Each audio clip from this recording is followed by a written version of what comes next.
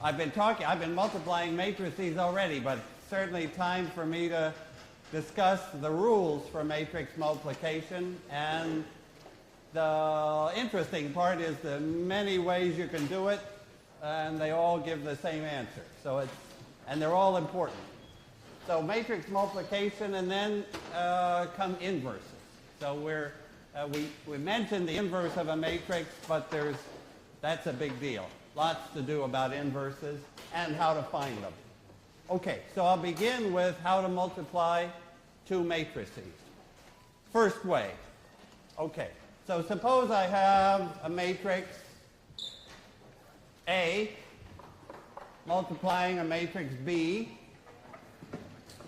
and giving me a result, well, I could call it C, A times B. Okay. So let me just review the rule for this entry. That's the entry in row I and column J. So that's the IJ entry. Right there is CIJ. We always write the row number and then the column number. So maybe I'd take it C34 just to make it specific. So instead of IJ, let me use numbers, C34. So where does that come from, the 3-4 entry? It comes from row 3 here, row 3, and column 4, as you know, column 4. And can I just write down, or can we write down the formula for it? C34 is, if we look at the whole row and the whole column, the quick way for me to say it is row 3 of A. I could use a dot for dot product. I won't often use that, actually. Dot column 4 of B. But this gives us a chance to just use a little matrix notation. What are the entries? What's this first entry in row 3? That number that's sitting right there is A, so it's got two indices, and what are they? 3, 1. So there's an A, 3, 1 there. Now what's the first guy at the top of column 4? So what's sitting up there? B, 1, 4, right. So that this dot product starts with A, 3, 1 times B, 1, 4. And then what's the next? So this is like I'm accumulating this sum. Then comes the next guy, A, 3, 2, second column, times B, 2, 4, second row. So it's B, A, 3, 2, B, 2, 4, and so on. Just practice with indices. Oh, let me even practice with a summation formula. So this is, most of the course I use whole vectors.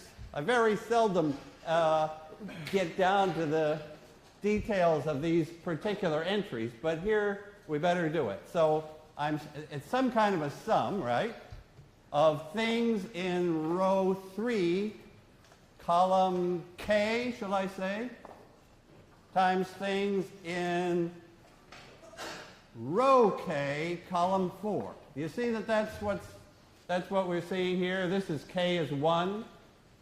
Here K is 2, on along, so up. So the sum goes all the way along the row and down the column, say 1 to n. So that's what the C34 entry looks like, a sum of A, 3K, B, K4. Just takes a little practice to do that. Okay. And, well, maybe I should say, when are we allowed to multiply these matrices? What are the shapes of these things? The shapes are, if we allow them to be not necessarily square matrices. If they're square, they've got to be the same size. If they're rectangular, they're not the same size. If they're rectangular, this might be, well, I always think of A as m by n. m rows, n columns. So that sum goes to n. Now what's the point? How many rows does B have to have? N. N. The number of rows in B, the number of guys that we meet coming down, has to match the number of ones across. So B will have to be n by something. Whatever. P. So the number of columns here has to match the number of rows there, and then what's the result? What's the shape of the result? What's the shape of C, the output? Well, it's got these same m rows, or it's got m rows, and how many columns? P. M by P. Okay. So there are m times P little numbers in there, entries, and each one looks like that. Okay. So that's the standard rule. That's the way people think of multiplying matrices. I do it too. But I want to talk about other ways to look at that same calculation, looking at whole columns and whole rows. Okay. So can I do A, B, C again? A, B equaling C again, but now tell me about, I'll put it up here. So here goes A again, times B, producing C. And again, this is n by n, this is n by P, and this is m by P. Okay, now I want to look at whole columns. I want to look at the columns of, in fact, here's the second way to multiply matrices. Because I'm going to build on what I know already. How do I multiply a matrix by a column? How do I know how to multiply this matrix by that column. Shall I call that column 1? That tells me column 1 of the answer. The matrix times the first column is that first column. Because none of this stuff entered that part of the answer. The matrix times the second column is the second column of the answer. Do you see what I'm saying? That I could think of multiplying a matrix by a vector, which I already knew how to do, and I can think of the vector, I can think of just P columns sitting side by side, just like resting next to each other.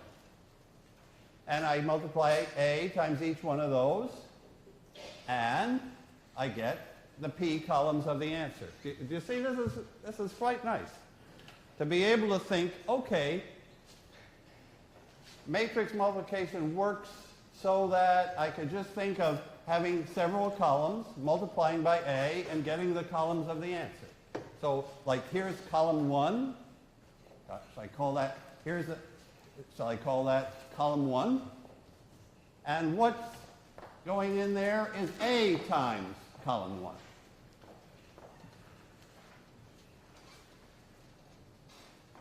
Okay, so that's the picture a column at a time. So what does that tell me? What does that tell me about these columns? These columns of C are combinations, because we've seen that before, of columns of A. Every one of these comes from A times this. And A times a vector is a combination of the columns of A. And, right, and it makes sense because the columns of A have length m, and the columns of C have length m. And every column of C is some combination of the columns of A. And it's these numbers in here that tell me what combination it is. Do you see that? That in that answer C, I'm seeing stuff that's combinations of these columns. Now, suppose I look at it, that's two ways now. the third way is look at it by rows. So now let me change to rows. Okay. So now I can think of a row of A multiplying all these rows here and producing a row of the product. So this row takes a combination of these rows, and that's the answer. So these rows of C are combinations of what? Of, tell me how to finish that. The rows of C, when I have a matrix B, it's got its rows, and I multiply by A. And what does that do? It mixes the rows up. It creates combinations of the rows of B. Thanks. Rows of B. That's what I wanted to see. That this answer, I can see where the pieces are coming from. The rows in the answer are coming as combinations of these rows. The columns in the answer are coming as combinations of those columns. And now so that's three ways. Now you can say, okay, what's the fourth way? The fourth way, so now we've got like the regular way, the column way, the row way, and what's left? The one that I want to tell you about, well, one way is columns times rows. What happens if I multiply? So this was row times column. It gave a number. Okay, now I want to ask you about column times row. What does, if I multiply a column of A times a row of B, what shape am I ending up with?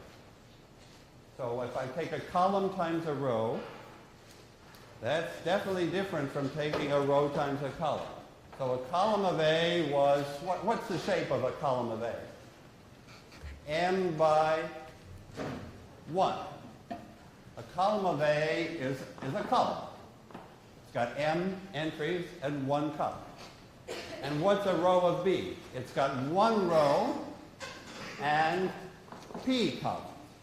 So what's the shape? What do I get if I multiply a column by a row? I get a big matrix. I get a full-size matrix. If I multiply a column by a row, I get, shall we just do one? Let me take the column 2, 3, 4 times the row 1, 6. That is that product there. I mean, I'm just following the rules of matrix multiplication. Those rules are just looking like kind of petite, kind of small, because the rows here are so short and the columns there are so short, but they're the same length, 1 inch. So what's the answer?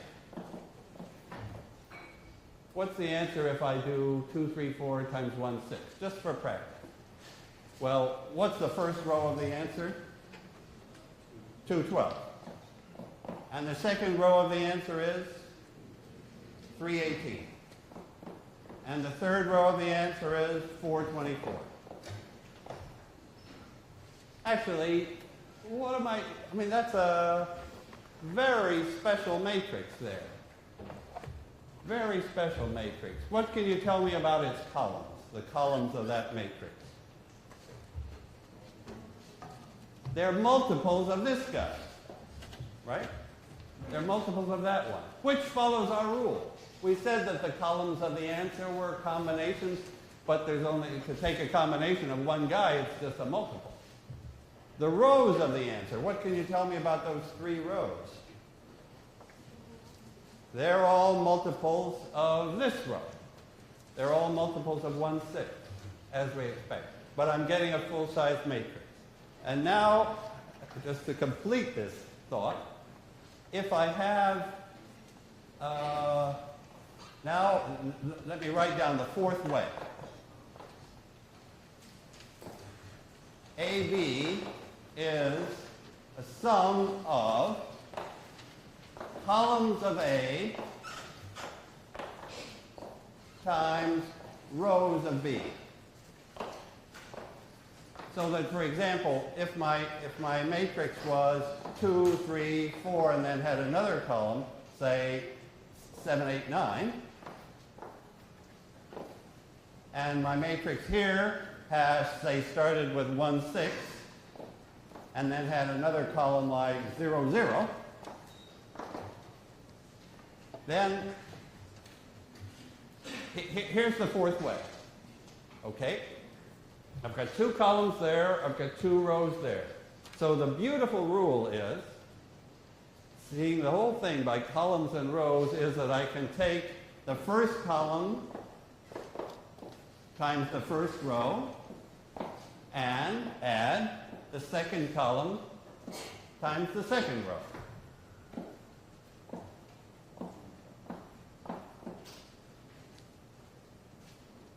So that's the fourth way, that I can take columns times rows, first column times first row, second column times second row, and add. Actually, what will I get? What will the answer be for that matrix multiplication?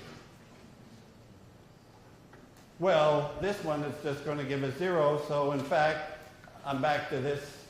That's the answer for that matrix multiplication.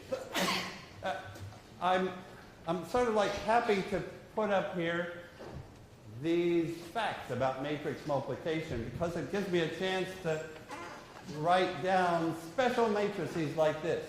This is a special matrix. All those rows lie on the same line. All those rows lie on the line through 1, 6. If I draw a picture of all these row vectors, they're all the same direction.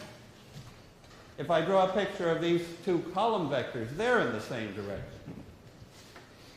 Later, I would use this language. Not too much later either. I would say the row space, which is like all the combinations of the rows, is just a line for this matrix. The row space is the line through the vector 1, 6. All the rows lie on that line.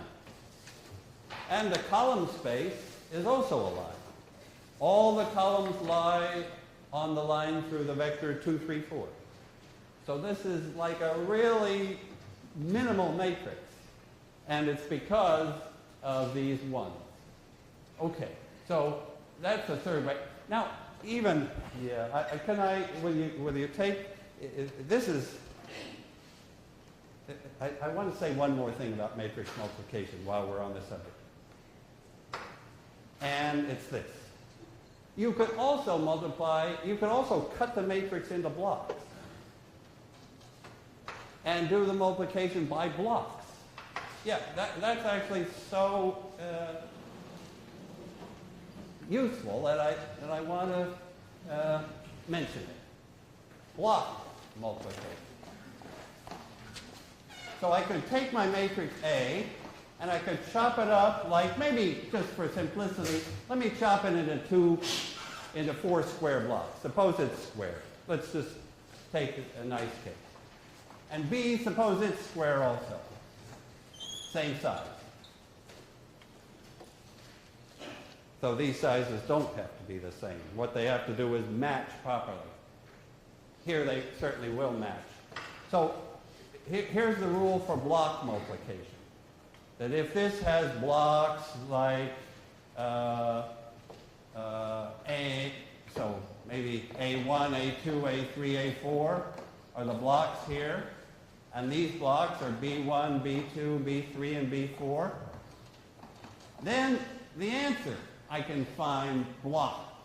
I can find that block, and if you tell me what's in that block, then I'm going to be quiet about matrix multiplication for the rest of the day. What goes into that block? You see, these matrices might be like 20 by 20 with blocks that are 10 by 10 to take the easy case where all the blocks are the same shape. And the point is that I could multiply those by blocks. And what goes in here? What's that block in the answer? A1, B1. That's a matrix times a matrix. It's the right size, 10 by 10. Any more? Plus, what else goes in there? A2, B3, right? It's just like block rows times block columns. Nobody, I think, not even Gauss, could see instantly that it works.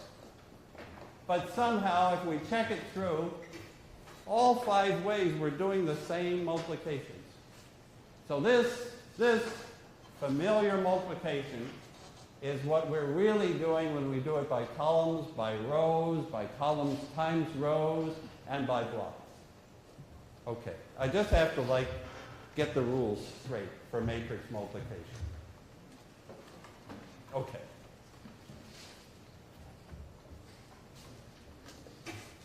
All right, I'm ready for the second topic, which is inverse. Okay, ready for inverse. And let me do it for square matrices first.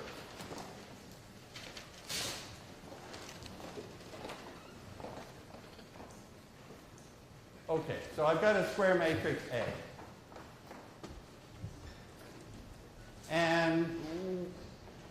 And it may or may not have an inverse, right? Not all matrices have inverses. In fact, that's the most important question you can ask about the matrix is, if you know it's square, is it invertible or not? If it is invertible, then there is some other matrix, shall I call it A inverse? And what's if A inverse exists? So this is if, there's a big if here. If this matrix exists, and it'll be really central to figure out when does it exist. And then if it does exist, how would you find it? But what's the equation here that I haven't that I have to finish now? This matrix, if it exists, multiplies A and produces I, thanks, the identity. And actually there's a little more to it. Because normally, I mean, right now that's like a left inverse. It's sitting on the left of A. But an inverse for a square matrix could be on the right as well. So this is true too. That if I have it, yeah, in fact, this is something that's not easy to prove, but it works.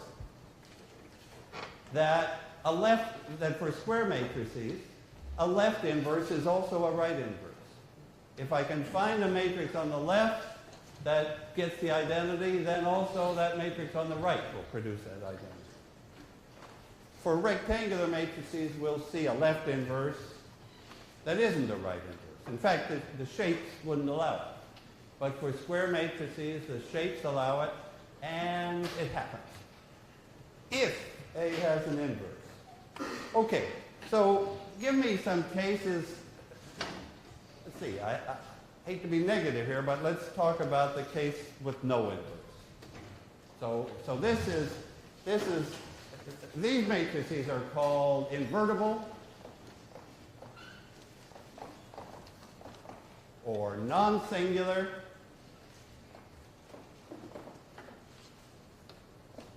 Those are the good ones. And we want to be able to identify if we're given a matrix, has it got an inverse? Can I talk about the singular case?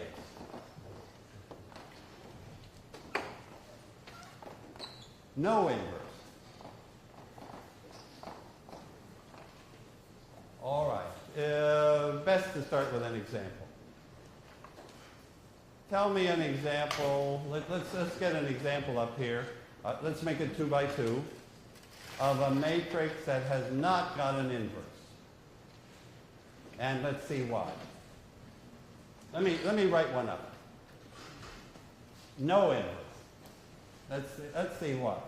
Let me write up 1, 3, 2, 6.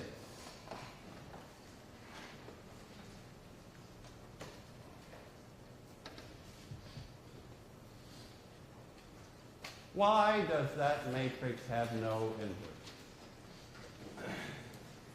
You could answer that various ways. Give me one reason. Well, you could, if you know about determinants, which you're not supposed to,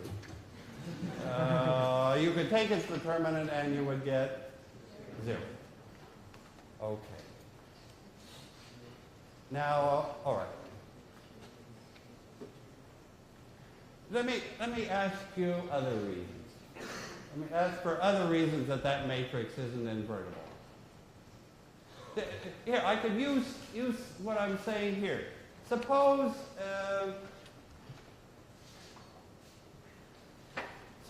A times some other matrix gave the identity.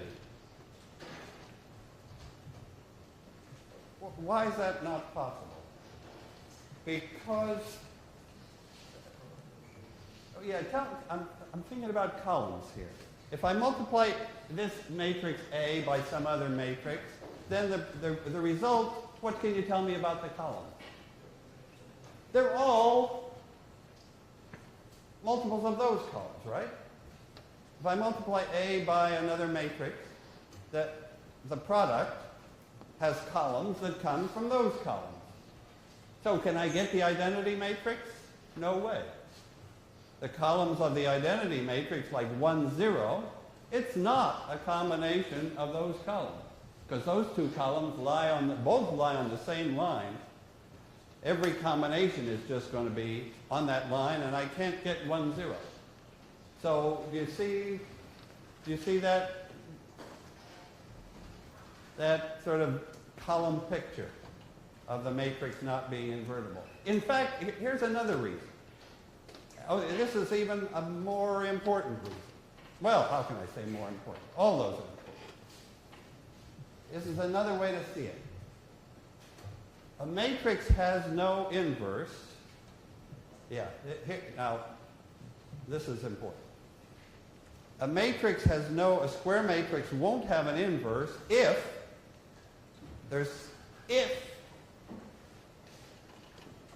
no inverse, because I can find an x, a vector x, with A times x giving 0. This is the reason I like best. That matrix won't have an inverse. Well, let me change I to U. So tell me a vector x that solves AX equals 0. I mean, this is like the key equation. In mathematics, all the key equations have 0 on the right-hand side. So what's the x? Tell me an x here. So now I'm going to slip in the x that you tell me, and I'm going to get 0. What x would do that job? 3 and negative 1? Is that the one you picked, or? Yeah. Or another. Well, if you pick 0 and 0, I'm not so excited, right? Because that would always work. So it's really the fact that this vector isn't 0 is important. It's a non-zero vector, and 3, negative 1 would do it. That just says 3 of this column minus 1 of that column is the 0 column. Okay.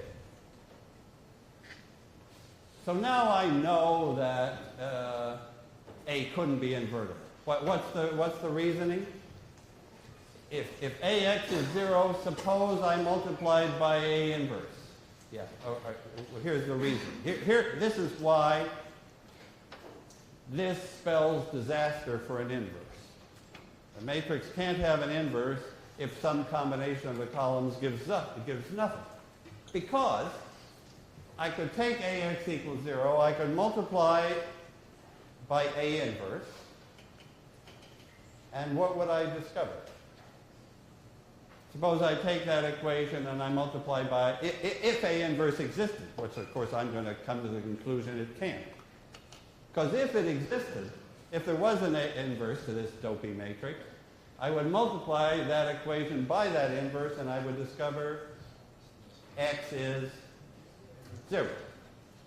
If I multiply A by A inverse on the left, I get X. If I multiply by A inverse on the right, I get 0. So I would discover X was 0. But X is not 0. This guy wasn't 0. There it is. 3 minus 1. So, conclusion. Only it takes us some time to really work with that conclusion. Our conclusion will be that non-invertible matrices, singular matrices, some combination of their columns gives a 0 column. They take some vector x into 0, and there's no way A inverse can recover it. Right? That's what this equation says. This equation says I take this vector x, and multiplying by A gives 0. But then, when I multiply by A inverse, I can never escape from 0.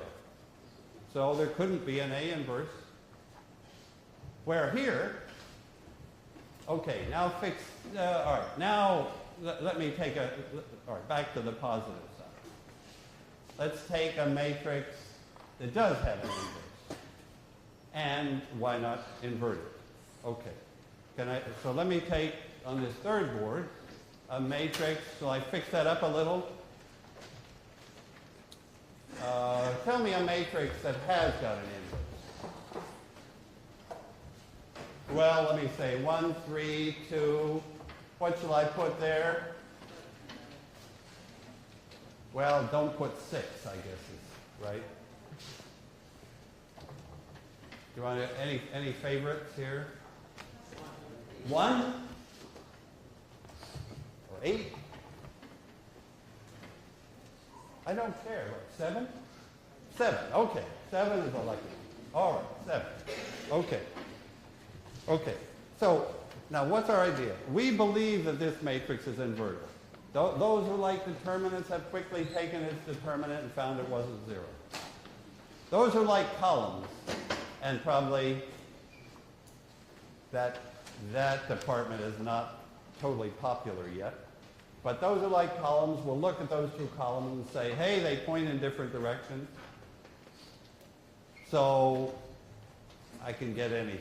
Now, let me see, what do I mean? How am I going to compute A inverse? So A inverse, here's A inverse, and I have to find it. And what do I get when I do this multiplication? The identity.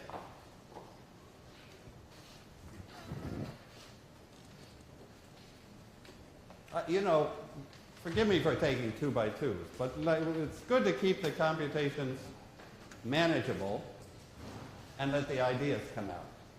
Okay, now what's the idea I want? I'm looking for this matrix A inverse. How am I going to find it? Right now, it's I've got 4 numbers to find.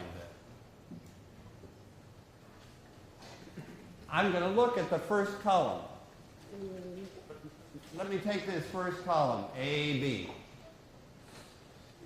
What's up there? What equation, tell me this, what equation does the first column satisfy? The first column satisfies A times that column is 1, 0.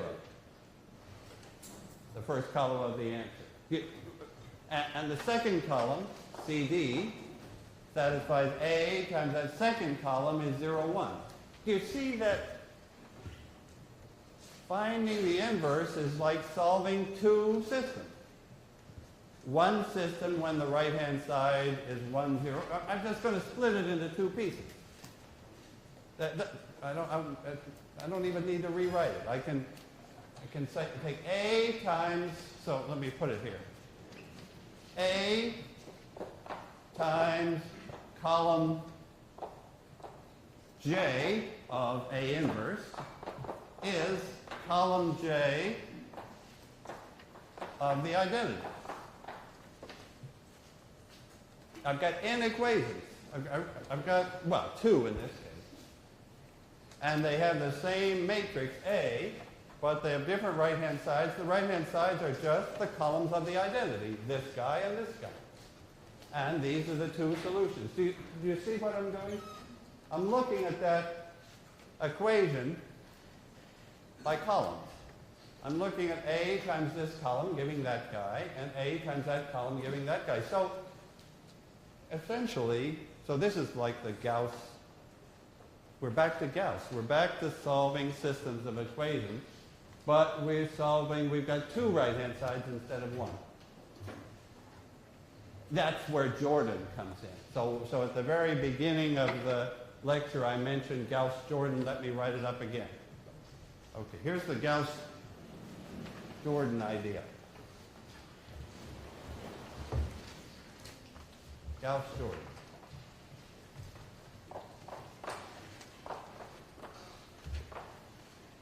Is solve 2 equations at once.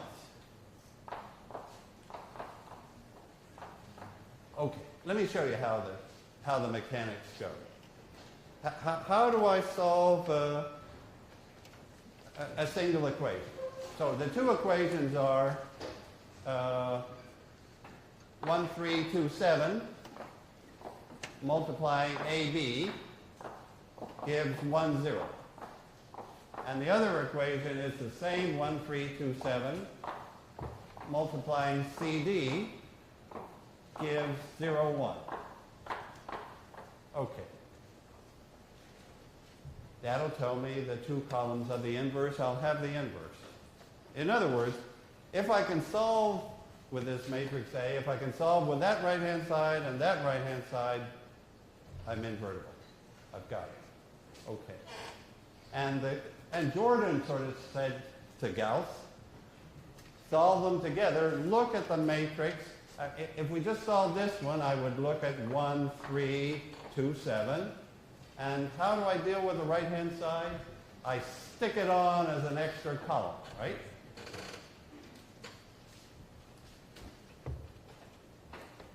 You remember that's this augmented matrix. That's the matrix when I'm watching the right-hand side at the same time, doing the same thing to the right side that I do to the left. So I just carry it along as an extra column. Now I'm going to carry along 2 extra columns.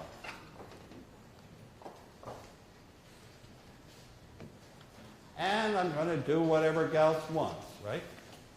I'm going to do elimination. I'm going to get this to be simple, and this thing will turn into the inverse. This is what's coming. I'm going to do elimination steps to make this into the identity, and lo and behold, the inverse will show up here. Okay, let's do it. Okay, so what are the elimination steps? So you see, here's my matrix A, and here's the identity, like stuck on, augmented on. Yeah. Did I? Oh, no, they weren't supposed to be switched. Sorry, thanks. Okay. Thank you very much. And I've got them right. Okay. Thanks. Okay. So let's do elimination. All right, it's going to be simple, right? So I take 2 of this row away from this row. So this row stays the same. And 2 of those come away from this. That leaves me with a 0 and a 1. And 2 of these away from this. Is that what you're getting? After 1 elimination step, let me sort of separate the left half from the right half. So 2 of that first row got subtracted from the second row.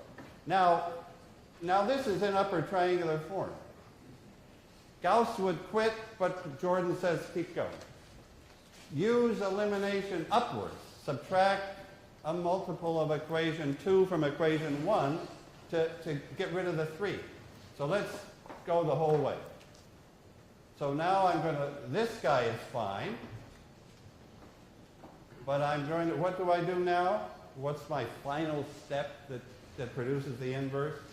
I multiply this by the right number to get up to there, to remove that 3. So I guess since this is a 1, there's the pivot sitting there.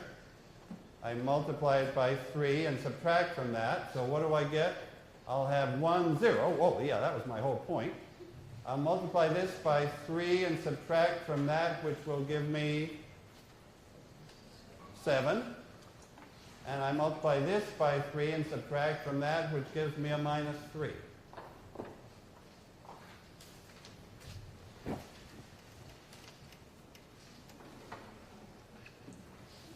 And what's my hope, belief? Here I started with A and the identity, and I ended up with the identity and who? That better be A inverse. That's the Gauss-Jordan idea. Start with this long matrix, double length AI. Eliminate until this part is down to I. Then this one must be, for some reason, and we got to find the reason, must be A inverse. Shall I just check that it works? Let me just check that. Can I multiply this matrix, this part times A? I'll carry A over here and just do that multiplication. You'll see I'll do it the old-fashioned way. 7 minus 6 is a 1. 21 minus 21 is a 0. Minus 2 plus 2 is a 0. Minus 6 plus 7 is a 1. Check. So that is the inverse. That's the Gauss-Jordan idea. So one of the homework problems, or more than one, for Wednesday, will ask you to go through those steps. I think you just got to go through Gauss-Jordan a couple of times. But so I yeah, just to see the mechanics. But the important thing is what happened? Why did we get A inverse there? Let me ask you that.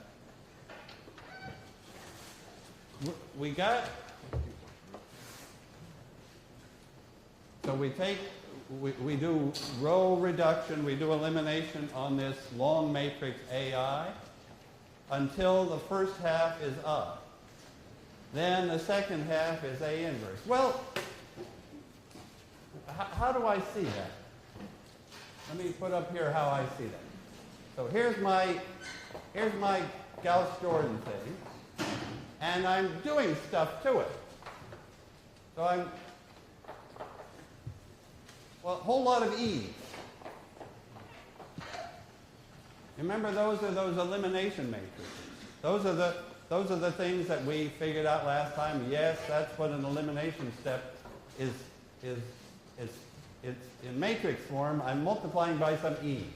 And the result, well, so I'm multiplying by a whole bunch of E's. So I get can I call the overall matrix E? That's the elimination matrix, the product of all those little pieces. What do I mean by little pieces? Well, there was an elimination matrix that subtracted 2 of that away from that. Then there was an elimination matrix that subtracted 3 of that away from that. I guess in this case that was all. So there were just 2 E's in this case. One that did this step and one that did this step, and together they gave me an E that does both steps. And the net result was to get an I here. And you can tell me what that has to be. This is like the picture of what happened. If E multiplied A, whatever that E is, we never figured it out in this way. But whatever that E times E is, E times A is What's E times A? It's I. That E, whatever the heck it was, multiplied A and produced I. So E must be EA equaling I tells us what E is. Namely, it's the inverse of A. Great. And therefore, when the second half, when E multiplies I, it's E, but that's A inverse.